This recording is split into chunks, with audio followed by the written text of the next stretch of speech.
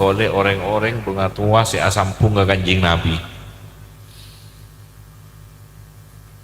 Karena tidak orang pun masuk ke rombongan Kanjeng Nabi, mereka pas elatini ben Allah kala ben istimewa, elatini kala ben istimewa.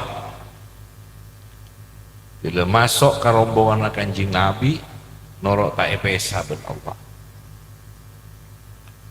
Muhammadur Rasulullah tak epesa la ilaha illallah Muhammadur Rasulullah. Bila masuk ke rombongan Kanjeng Nabi, tidak beda ibabana Muhammadur Rasulullah, rombongan Muhammadur Rasulullah, ibabana penderana Muhammadur Rasulullah, norok tak epesa sareng la ilaha illallah. Norok tak epesa.